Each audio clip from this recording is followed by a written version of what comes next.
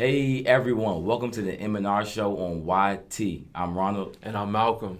And today we have a special guest who's also my roommate, and he will be leading, and also he'll be a mediator today for us. He'll be asking us questions and stuff of the such. Now you can introduce yourself. How you doing? I'm Trey. I am Ronald's roommate, and I am from Richmond, Virginia. So what you're trying to tell me is you brought somebody who is your roommate so y'all can team up and beat me in an argument? Is that how it's supposed to go? Of course that's not the case. Man, I do this all the time. Beat Ron in an argument. Now he's trying to ask somebody else to help out. I don't understand, man.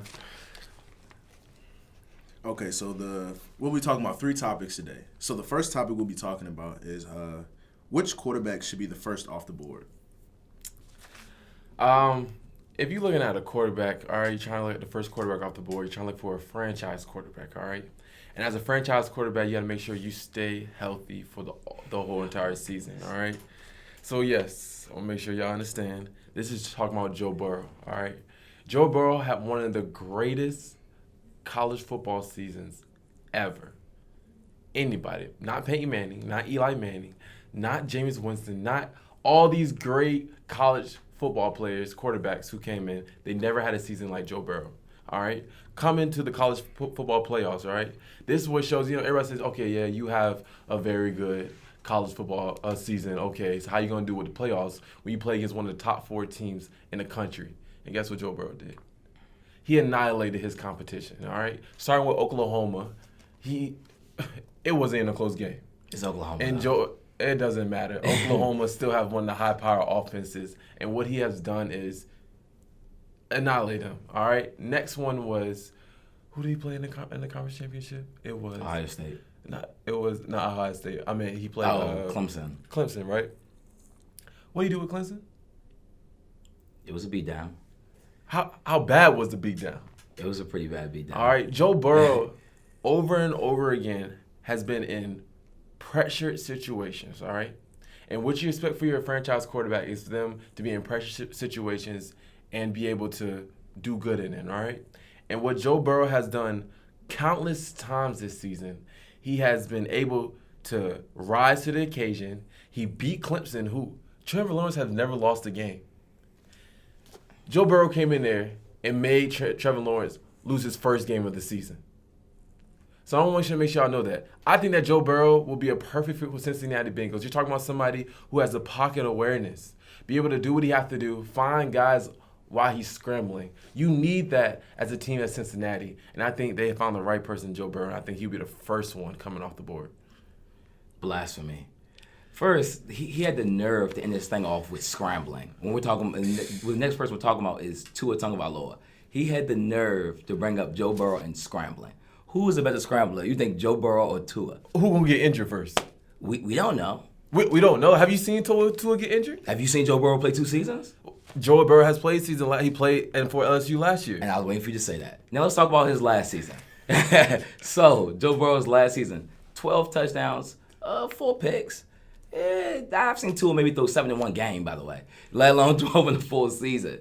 That was a full season. People are like, oh, well, he played more games this year. He played one more game, which was the championship game. Last year he played 12. This year he played 13. The same coaches, so nothing changed. Joe Brady same wasn't receivers. there. Joe Brady wasn't there. A passing coordinator, not even an offensive coordinator, but a passing coordinator. Like, he doesn't even call all the plays. So this guy just made this huge difference. We'll see, of course. I mean, he did have one of the most historic seasons in college football, but they said the same thing about Johnny Manziel and Baker Mayfield. So, I mean, we've all seen these historic seasons. Vince Young had probably the most historic game ever in maybe sports history, let alone college history. We saw how Vince Young turned out. So you're trying to tell me that you're comparing Vince Young to Joe Burrow? Yeah. You're comparing Johnny Manziel, who was not the number 1 pick in the draft, to Joe Burrow, who is the unquestioned number 1 pick in the draft? It's definitely not unquestioned. If it was unquestioned, you know it's unquestioned. Unquestioned was Matthew Stafford, Sam Bradford, Andrew Luck. There was no conversation of anyone else being taken. This is not that draft. There's a chance. Well, I pray for Tua's career. He hasn't gone to Cincinnati. But there still is a chance they could take him. They probably won't. One, because, I mean, Tua, like you said, Tua is hurt. Even though they said his medicals from Ian Rappaport have came out and been very positive. Also, the biggest thing I want to talk about Tua is that Tua actually has a transitional skill that's I know is going to work in the NFL because he's the most accurate quarterback in this draft. out of any quarterback. His arm is also stronger than Joe Burrow's. You might think it's Joe Burrow 6'3", Tua 6'1". Oh, Joe Burrow has to have a strong arm. He doesn't. He's not more elusive than Tua. The only thing that he can say he's actually better than Tua is staying healthy, which Tua's played 3 seasons. Joe Burrow's played 2. I think Tua's been in 2 championships. Joe Burrow's been in 1. And how many injuries has Tua has been in? All right, if you're trying to look as a quarterback, you're trying to look as a franchise. What significant all right? injury has he had though?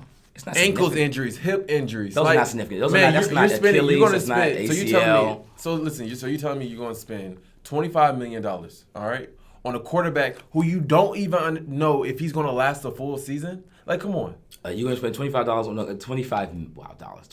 million on a quarterback that has no skill. That you're like, okay, he's the best in the draft with that skill. What skill does he have? He's like, okay, it's the best skill he has in the draft. Like, of course, what's the Jacob Eason or the other quarterback? You're like, okay, he has the strongest arm. Because, everyone has a one skill, like, okay, that separates them. And I know in one of our earlier podcasts, we said, well, who's like Joe Burrow's comp? Who is comps? You know the answer to this. Okay, yeah. You know his comp. Okay. I just want him to say it to the camera. Who is his comp? I mean, I'll say Andy Dalton, but a rich man, Andy Dalton. That is absolutely terrible. But no. Andy Dalton has done a lot for Cincinnati Bengals. They have been respected. Not compared to Russell Wilson and Drew Brees. Those are comp fucking for but Tua. I'm just saying, you think this? You talking about Tua? Tua hasn't stayed healthy for a season. All right.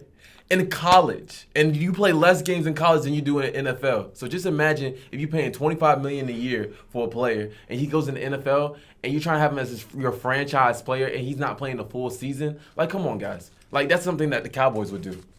You know what? I wouldn't be mad at that. That's for another day. And he would actually hate to see that. So he's saying this now, but he knows dang well if Tua went to the Cowboys, he would be pissed. Because first we have a line. So that'd be the worst possible case scenario. But Alabama don't have a line. The Bengals have a terrible line. But if he goes to the Colts, that wouldn't be bad because if we paint the picture, the Colts have probably the best offensive line. If we're being completely honest, the Colts of Pittsburgh. Colts don't really have nothing. So how do you feel, man? How do you really feel about this? I'm a Pittsburgh Steelers fan. So great O-line. I just want a great quarterback. I think Ben Roethlisberger, his time is up. His time is up. He's getting old, and he's done a lot for us. He has done a lot for us. But I'll take Joe Burrow. I'll take Tua. I'll even take Justin Herbert out of Oregon. See, we're not worried about the Steelers and what the Steelers got going But on. that's I'm sick and tired of hearing about the Steelers and the Cowboys. That's the two things I don't like hearing. You know what I'm Redskins saying? fan. Still He can't get on TV, man. He can't get on TV. It's not, I our fault. His I team want to can't make get sure you on TV. understand. Like, Steelers ain't getting nobody, all right? Still current, baby. But as you feel, who should be the first quarterback taken from the draft? You got to pick somebody. The thing is, if you're Cincinnati, you got your ball. Yeah, you have the first pick in the draft. Who are you gonna pick, Tua or Joe Burrow? Wayne, I'm sorry, but I'm going Joe. Thank you. I'm going Joe. Cool, Joe. I appreciate that. I like that. And the last thing I have to say is, so what can I do about that first season he had? I can't forget that. You talking about for Tua? No, Tua's never had a bad season. So we can't be talking about Tua. I mean, Tua hasn't lasted a full season for him to have a bad season. Okay. But if you play a full season at Andy Dalton, look, think about this. Do you want Andy Dalton for 16 games? Or do you want Russell Wilson for 14? I think we all know the answer to that. Actually, do you want Russell Wilson for 12 games? Or do you want Andy Dalton for 16 games? Andy Dalton's going to win 4 to 6 of those. Russell Wilson's probably going to win 10 out of those 12. I mean, you're saying that, but you got to account for the team around you, too. So if Russell Wilson's helping you win the games, he's out for those 2 games and you need it for the playoffs, and you lose those 2 games, that has problems. But you get an Andy Dalton for 16 games, which you've seen in the past, and he's took the team to the playoffs consistently. And lost. It doesn't matter. Cincinnati Bengals, all right? If you take Cincinnati to the playoffs, you should be good, all right? Okay. So if you understand that health, as a franchise quarterback, health is the number one most important thing because you want the best ability is what? Availability, all right? I want to make sure you understand that. All right? Okay. So the second topic we'll be talking about is which NBA player, 21 or under, would you start a franchise around? All right. I was looking down to the available candidates that was 21 and under. Same. You know what I'm saying? I was looking at, the Zions of the world, the Luka Doncic's of the world, the Ja Morants, and all these other players. Yes. But if you look at it, you want to look at a player that is good on both offense and defensive side. Here we go. And what I'm about to tell you is Jason Tatum, all right? Has anybody seen Jason Tatum the last couple weeks? Has anybody seen the last couple games? All right? Jason Tatum has been averaging over 30. 30. This man can pull up from anywhere on the court. Mid-range, inside the paint, three-point line, sidestep, crossover, step back. What you can ask Jason Tatum is going to give it to you. All right? Another thing. Jason Tatum, as good as he is offensively, he's a darn good defensive player too, all right? He plays very good defense. His on and off courts and defensive rating, when he's on the court, his defensive rating is very good for the Boston Celtics. When he's off the court, it gets a little bad, all right? I want to make sure you understand. If you're talking about a franchise player who's going to lead in both ways, you're going to say, yes, I need you to get that bucket, and I need you to defend that best player in the clutch moments. You got Jason Tatum for you. And that's what I'm saying. I think that's Jason Tatum. As a fan base, I would never lie to you like how Malcolm just lied to you. I would never do that. He said to you that if you need somebody to guard your best player, you're getting Jason Tatum. That person's dropping 40 points a game. 40 points? 40. So it's in LeBron, AD. Okay. We're going to see Giannis because remember he said that when the playoffs going to play the Bucks that he's going to stop their best player. Let's remember that. We'll see who really guards on this because it's going to be Jaylen Brown because that's their best defender. Their second best defender is also not Jason Tatum. It's Marcus Smart. Their third best defender is also not Jason Tatum. It's probably, Daniel Tice?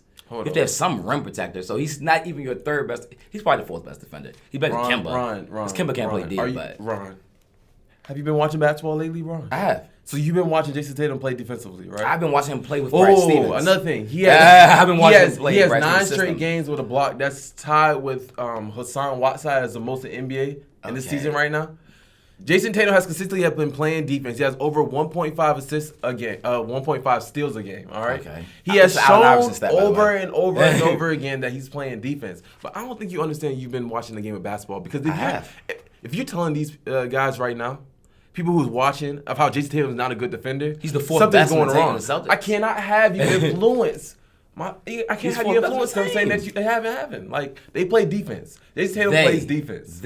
As the key word is they play defense. When does the Brad Stevens team not play defense? That's the real question. Okay. And his Cantor isn't even a big of a liability anymore. And we all know how bad of a defender he is. Kemba isn't even getting exposed yet. Jason Tatum is top 10 defensive rating. With Brad Stevens. For a player. So is Jay Crowder. Where is he at right now?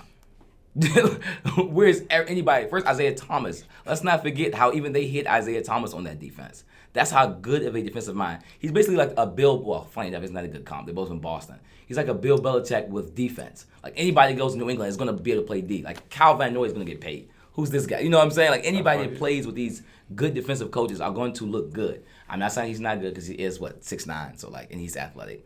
And he wants to play defense. That's what I give you respect on. You want to play defense. So who you think then? But anyway, that's a great question. I want to say happy birthday to a young goat. A young goat. You know his birthday is today, Malcolm?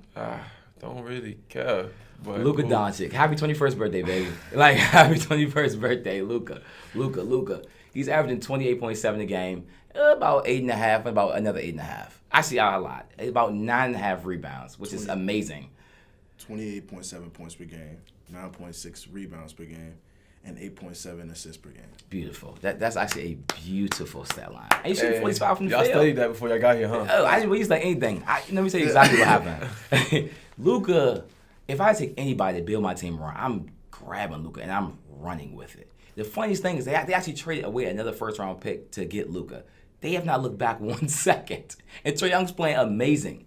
Imagine that somebody else is averaging 30 and 9. You said, we actually don't want the guys averaging 39. We'll actually take the other guy and give you a first. Imagine that. They actually have not looked back. And they're the 7th in the West, but they're only 3 games behind the 3rd seed Clippers. The West 3 through 7 is tight. If someone goes in the losing streak or somebody goes in the win streak, it can easily flip-flop. So it's crazy. And I was talking to my roommate last night about, wow, the Mavericks really don't even have that good of a team. Tim Hardaway Jr. is good. I mean, I like Tim Hardaway, but he's not well-known. You know what I'm saying? Porzingis is okay. He's not been playing that good this season. He's playing But you know what's crazy, though? You talk about how Brad Stevens in defense. Let's talk about Luka and his offense and who he has as head coach. And that's Rick Carlisle, amazing. Rick Carlisle, one of the best offensive Top minds 10. in the league. He is. And they have the most efficient offense in the league. So Yes. you're telling me more about Jason Tatum and his defense. Yes. Look what Rick Carlisle is doing with this offense right now. That is an amazing point. Only thing about Luka, he's taking such a volume of threes. I wish he would cut down a little bit. But like you said, they're doing that analytics efficiency thing. So they're like, Rick Carlisle's making him take 9 threes a game. He should cut it down like 7. But Luka's just playing out of his mind. Also, was he a top 5 MVP candidate? He was hurt those 2 weeks, so he might have fell a little bit. But before like that injury, he was definitely like top 3 MVP. It was like him, Giannis, and LeBron. Anything else to add, Trey? I just think, personally, Luka's a great candidate. Great. His field goal percentage it could be better, but he's only a sophomore. And the fact that he's been able to change this team so much in only 2 years is amazing. Now, Jason Tatum, very good. And I respect everything Malcolm just said. But then again, they've also been good for a pretty long time. But Luka actually, turned the light switch.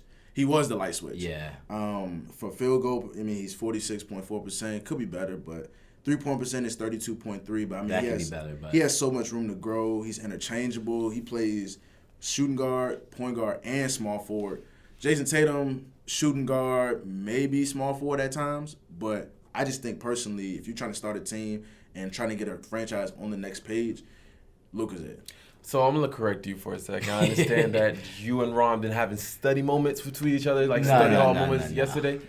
But let me correct something for you, all right? Okay. One, Jason Tatum can play shooting guard, small forward, and power forward, all right? You know, he starts off being power forward. You know, he plays small forward, shooting guard. He's interchangeable forward. Okay. He's the definition of a forward, all right? Another thing, I want to make sure y'all guys understand. One thing, Jason Tatum has a better field goal percentage than Luka Doncic, and he has a better 3-point percentage than Luka Doncic. He has a better free throw line percentage than Luka Doncic. He plays better defense than Luka Doncic, all right? You want to make sure you have a player who starts for a franchise, all right? You want to make sure they play defense. You trying to find an extra player, somebody that to garner around Luka Doncic because he can't play defense. You have Jason Tatum who is playing on the Boston Celtics, and he doesn't need to add extra defenders because he can play defense, all right? So I just want to make sure y'all understand that y'all looking for a franchise player who'll be able to have franchise-changing talent or impact on both sides of the ball. And I'm telling you, that's Jason Tatum. All right, Luka Doncic, yes, he's going to be a great player. I think he's going to be one. He's going to be a great player. Changed great to Hall of Fame because he's on the way to Hall of Fame. He's going to be a great player, all right? But at the end of the day, he cannot play defense. And then you say something about his volume of how many 3-point shots he's attempted? 9. About 9, right? That's the reason why Jason Tatum is attempting about 7 or 8 and still has a better 3-point percentage than he does. All right? Mm-hmm. So I want to make sure y'all understand. I want to make sure everybody out there understands that when you're looking at a franchise player, I understand that Luka's going to be a franchise player, but we're talking about the better franchise player. I think that Jason Tatum has the potential to be the better franchise player on both the offensive side and the defensive side of the ball. One thing, Jason Tatum has been very efficient with Boston, but once again, who has not? He's not doing anything that hasn't been done before. This Malcolm doesn't understand. Without Luka, the Mavericks are the 12th seed in the West, but right now they're 7th. Without Jason Tatum, I don't think anything changes. What changes on the team? I mean, are you still in the playoffs? Yes. Are you still a top 5 seed? Yes. Were they good before Jason Tatum? Yes. So just imagine if Jason Tatum he made an impact, but just imagine if Jason Tatum played for the Dallas Mavericks and they didn't. They wouldn't be in the playoffs. I'm telling you that right now. Can he get 9 assists a game? Can he play point guard? He cannot actually. Can he rebound as good as Luka? He cannot actually. Can he score as well as Luka? He cannot actually. Because Jason Tatum and ISO ball, a little too many mid-range shots for me. Have you watched them play this year? Yeah, I've seen a lot of Kobe. This is idols. He loves that mid-range shot. Ryan, I think you watched last year. You forgot about this year. I've watched his February. He's averaging 30 points a game. Luka averages 28, by the way. Not in a month he's getting 30. He averages 28. But Luka doesn't have a lot of scores like Jason Tatum does. Even more of the point. He's doing this with no help. But just imagine if Jason Tatum was in that position. I think his percentages would drop. That's for one. That 2, his handle package is nowhere near the thing of Luka. Luka's not even athletic, but his handles are significantly better than Jason Tatum's. I feel like and his step back is better than Jason Tatum. Well, Luka's probably the best step back in the league right now. Him and James Harden.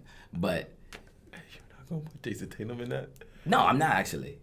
Because he's even the best. I mean, he just became the best scorer in his team last month. Kemba was the best scorer in the team until the month of February. Let's not forget that too. This is a full season. Jason Tatum, you love that full season thing. When Jason Tatum had a good full season, it hasn't happened yet. He's had a great February. But Luka has yet to play a bad season. I think like my last thing is I think both of them are good in their roles. I feel like Jason Tatum is very, very, very good in his role, but I also think Luka Doncic is very, very good in his role. I feel like both of their teams have set him up to succeed. So I feel like if one of them was like if Luka was to go to the Celtics, it wouldn't work out. If Jason Tatum was to go to the Mavericks, it wouldn't work out. That's just my take. I think it would, but all right. I think that. Okay, so the last topic is the top 3 PGs in the NBA. Whew.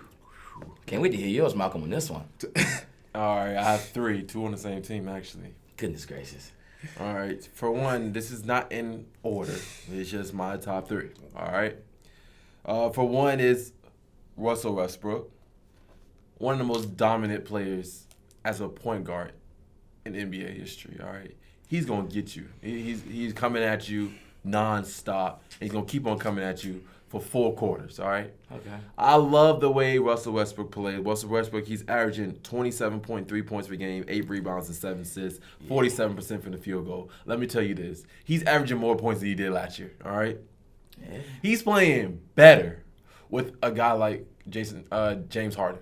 All right, That's one thing right there, and he's not going to stop. He gets 150% effort, not 100%, 150% effort, and that's what I like about Russell Westbrook. I think that right now, I think Russell Westbrook is a top 2 guard in the league right now. So he is in your top 2. So whoever's next must not be in the Oh top no, 2. no. I'm gonna tell you who number 1. We're talking about players right now. We're not including Steph Curry. All right? Yeah. No Curry, no LeBron, because it's just LeBron's too No, versatile. You can't use him. Yeah, I understand. Another guy. Let's go to his teammate, James Harden. James Harden has continuously proven seasons after seasons after seasons of he's a point guard. That's his position. We know that. We know that now. We understand that. But James Harden averaging 35 a game, 6 rebounds and 7.8 assists a game. Yes. He consistently gives you that shot making that you want in a player, all right? The only thing that I have wrong with James Harden is because, in the playoffs, he plays a different game. As we could say, James Harden is one of the best regular season players we have seen before. The playoffs is a whole different story, but I feel like this is going to change this year, the way they have the small ball, how that's going to work, especially with Russell Westbrook. I understand how it's going to work because Russell Westbrook he has 14 30-point games since January the 1st. That is the most in the NBA during that time span, all right? Yeah. Another thing, last but not least, you got to go Dame, all right? Dame, he's been averaging 29.5, 46% from the field goal line. He's 8 assists a game. He continuously was shot making. If I need a player to take the last shot, I'm picking Dame. Period. Done. End of story. There we go. All right. He has consistently proved in the regular season and sometimes in the playoffs of how good of a player that he is. And I feel like these are my top 3, and that's what I like. Hey, but I wanted to give you my top 3 in order. I mean, it's just for the You fans. give your top 3 in order, I'll be able to say what I got to say about it. Go ahead. Okay, first, I'm gonna start you with Damian Lillard, and I didn't think of James Harden as a point. James Harden as a point guard. Yeah, he's my number 1 person. But for my list, we're not gonna talk about James Harden only because I didn't even think of him as a point guard all the way because he's like a combo, but he is a point guard. So I'll give Malcolm that, but he's not on my list because of that. He would have been if I would have considered that. Now, again, my first is Damian Lillard.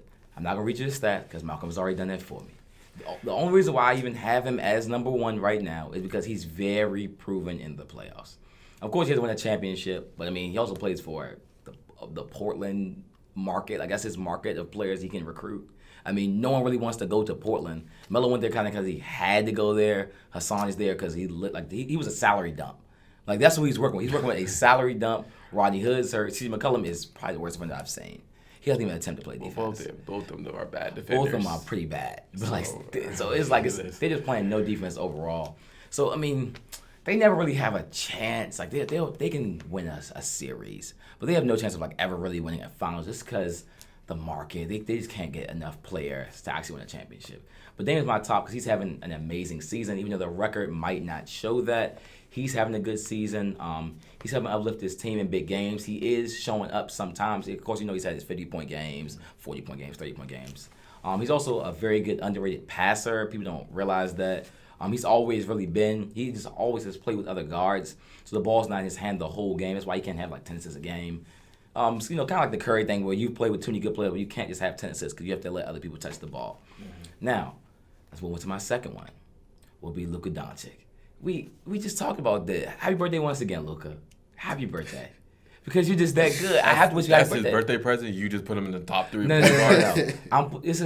First, this also should be a birthday present. I wish I'd get him something better than this because he really deserves it. But anyway, you gotta give him a better team. You would give him a better team. Help but play defense. They are 7th in the West, though. 7. But anyway, yeah, Luka's my second because, again, he's in the MVP conversation at 21 years old today. So, he's playing amazing, and I am considering him as a point guard because he has the ball over 30% of the time. That, even though James Harden does the same as well, but he's literally their point guard. They're running, Tim Hardaway Jr. as the 2, and of course I like when they had Dwight Powell. I know he did get hurt. That was kind of a big loss because him and KP were good. KP was 7'3". I think Dwight Powell was 7 feet, but he's more like the athletic big. It was just a good flow because Luka's also a good alley-oop thrower and stuff like that. But I just feel like Luka's proven that he's a top 10 player in the NBA. I don't think too many people would disagree with that based on the season he's having. Also, his projection is, amazing. I feel like other players have a better projection than Luka because I don't feel like he has crazy room to grow. But so his game is kind of his game. But right now, his only goal is to become more efficient. Which, we've seen even the LeBrons get more efficient as they get older. It's just IQ, the game is slowing down for you, stuff such as that. So I think Luka's second best point guard in the league. And we're going to end with, your boy and Trey's boy too, Mr. Triple Double Russell Westbrook. I had to put you in there for one, I'm a fan, kind of. 2, he's shooting 47% from the field. So, I was like, because Westbrook's big thing is efficiency. He's shooting, I think he has the worst 3-point percentage in the NBA at 23%. That is, terrible. But what you have done, you stopped taking the 3. And I love that. You take 2 threes a game now, since January 1st. 24.9%. Yes, it is. That is atrocious. That is really bad because 30% is bad. So just put in perspective how bad that is. But what they were doing early in the season, why they weren't winning as many games, is one, of course, Capella was kind of clogging the lane for Westbrook. 2, he was taking 5 threes a game. I don't know what that was about. You're not a shooter like that, and you literally are playing with everyone that can shoot. So now what they're doing is saying, Westbrook, you're basically our slasher and a playmaker. So what you're doing is kind of I'm not gonna say Ben Simmons, he can shoot a little bit. He's still making 1 to 2 threes a game. But what I'm saying, right now he's either slashing and he's passing 2 shooters. That's his skill, is to pass 2 shooters. Because Westbrook is a very willing passer. People have this ball hog thing around his name, but he's a willing passer, especially to shooters. That's something that he didn't really get to showcase in OKC because he was playing with Andre Roberson all his career and Thabo Cephaloshes. You were playing with those guys. Of course, you did have Durant and Ibaka that could shoot. Well, Durant is next level. And Ibaka that could shoot only off the catch. So players like that. So I feel like his skill set is being really shown in Houston. So I have 3, but they're not in order. They're just the 3 I think that are the top 3 point guards in the NBA. And both of y'all didn't mention them, which I'm surprised. But I'm gonna start off with him, Trae Young, 30.1 points per game, 4.4 rebounds per game, and 9.2 assists per game. Now his team's record is 17-43, which is very, very atrocious. But for him to be so young, he's extremely good. 30.1 points per game. That's 30.1 points per game. And they've already mentioned Dame and Russ. I had them, but Trae, he's also shooting 37%. So I don't know. I feel like it's definitely debatable, but Dame, Trae, and Russ are my top 3. But I think Trae is having an amazing season. I just want to What is going on with both of y'all? What? Just because it's Luka's birthday, since he's 21, you put him in top 3. First, the only just because Trae Young just because Trae Young went to the All-Star game, he started. He's in top 3. All-Star game was slouchy. Are y'all kidding me? You put Luka Doncic over Russell Westbrook? Yes, and I'm pretty sure every GM in the NBA would take Luka Doncic over Westbrook. Nobody would take. The Rockets would not take. First, you think about it. So you think about the Rockets like, oh, we got Luka, Russell Westbrook. They're like, oh, let's just take Westbrook. Let's add someone that could do what Westbrook can do, but he also can shoot because Luka's had 21 triple doubles. Luka and Russell Westbrook have 2 different games. I want to make sure you understand that. So, but he can do what Westbrook can do. Russell Westbrook cannot do what Luka can do. He can't shoot. He doesn't need to. Who's stopping? Everyone needs to do. Who's stopping Russell? I forgot about this stat. I think I just told you already. Russell Westbrook has 14 30-point games since January the 1st. That's by far the most of any player. Not Luka. Luka's been not hurt. Trae Young. He's definitely been hurt, so that's not in the league. Who's had the most 30-point games this season, though? Damian Lillard and Luka Doncic. Happy birthday once again. Happy this birthday, is your Luka. birthday present. You get a congratulations because you're top 3 now according to Ron. All right. Hey, he's a better passer than Westbrook. And he's a better rebounder than Westbrook. And this season. Trae Young top 3. If you're gonna have the most 30-point or 40-point games or whatever, I need you to be efficient. I need you to be efficient. I don't want 30 points and you're shooting 11 for 30. Yeah, and I don't want you to score 30 points and you're still 17 to 41. That team's not good, though. Okay, team's not good. Okay, yada, yada, yada. But we're talking top 3 teams, top 3 players. Dame, Russell Westbrook, and Harden. Why is y'all putting Trae Young and Luka Doncic in there? Well, first, if you take James Harden out, who you put? Because that's what I would like to know. Because if we didn't put James Harden, we didn't consider him a point guard, clearly. Who would you change James Harden for? If you had to change him for somebody. And we get in with that. Y'all want to know? I would love to know. I just hope it's not Kemba. I just pray it's not Kemba Walker. Not even Kemba. Thank God. But we're talking about a point guard who I will put Ben Simmons. You know. Think about this. If y'all think about this, all right? Ben Simmons, one of the best playmakers in the league. One of the best perimeter defenders in the league. He is all right? great, amazing defense. What Ben Simmons is consistent, he is in a situation where the paint is clogged up. Russell Westbrook situation. The paint is clogged up all the time. He doesn't have a chance to be able to do his game like he's supposed to do. I understand that he's not a scorer. I understand he's not a shooter. He has a better, shooting percentage than he did last year. He has more points per game this year than he did last year. He's improving over and time by time and time again, all right? And he plays very good defense, all right? And if I have a player as in Ben Simmons, I think that he has a chance to be one of the best players in the NBA, top 5. I think he has a chance to be better than Luka and Trae Young if given his full potential. And this is what I think, all right? I think that he should be deserved in the top 3, but guess what? We're not talking about that. We're talking about how Harden should be in the top 3. Just start talking about how Dame should be in the top 3. Russell Westbrook should be in the top 3. And if Steph Curry comes back, we should not be even talking about Trae Young or Luka Doncic. Let me tell you this is my last thing, is that Luka averages more points than Ben Simmons per game, more rebounds than Ben Simmons per game, more assists than Ben Simmons per game. So where is he supposed to be better than him at again? Just defense? Because I think I'll take Luka if he does every single offensive skill better than Ben Simmons, including rebounding. One's 6'10", one's 6'7", and one's athletic and one's not. And he still averages more rebounds. I understand. You can say the same thing about Kevin Durant and LeBron James. Kevin Durant's going to shoot all the time, but what would you have? LeBron has more assists and rebounds and blocks and every other stat than Durant. So you can't use that. LeBron James... It's better than what every LeBron James does is in clutch moments, he makes his team better. Same thing with Ben Simmons. He makes his team better. Anything else to add before we end? Yeah, that's all I think y'all covered. Well, anyway, thanks for tuning into our podcast on YouTube now. You can follow me on Instagram at bigbands.ron, bands with a Z. Malcolm? You can follow me at callme_Malcolm. You can follow me on Instagram at _TreyJ41. Hey. All right. If y'all have any, comments, concerns, anything that y'all want us to put on the podcast, be sure to comment below. Be sure to subscribe and like and share. See y'all later, man.